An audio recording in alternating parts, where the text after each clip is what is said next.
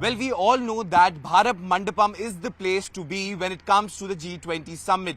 Now, there are many additions which have been done to the Bharat Mandapam, which is actually garnering a lot of attention. The latest addition is the statue of Nataraja. Well, in fact, this statue has been installed by the Ministry of Culture at this very venue where there will be all the meetings related to G20. Now, this very statue holds a lot of significance. First, I'll tell you about what is this particular statue. Well, Nataraja is a symbolic form of Shiva as the Lord of Dance. And in fact, this very statue has been installed at the entrance of the Bharat Mandapam, where all the delegation from the partner nations will be coming. And in fact, the moment they will enter, they will see this magnificent statue of Nataraja once they enter the premises. Now, this very particular statue is of 27 feet and in fact it weighs 18 tons, and in fact it has been made by Ashtadhatu. Now, what is Ashtadhatu? Ashta means 8 and Dhatu means metal, which means that this entire statue is being made by 8 different metals, out of which copper is in fact is the main component or the main metal of this entire statue.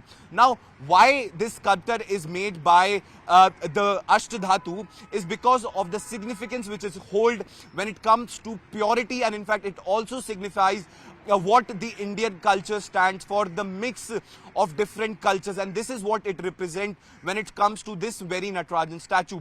And in fact, one interesting thing to know about this statue is that all the small details of Nataraja statue have been kept in mind. In fact, the circle around it represents the cosmic energies, and in fact each and every mudra, and in fact the mudra in which this statue is also represents different aspects of life. And in fact, this very version of Shiva actually talks about spirituality, it talks about dance, it talks about soft power. In fact, as we talk about India's prowess when it comes to the G20 Summit. Now, one very interesting thing to know as well is that this statue is being molded and sculpted in a traditional manner, and in fact this method which has been used to actually cast this statue is being used since the Chola dynasty in India, and in fact the family which has made this very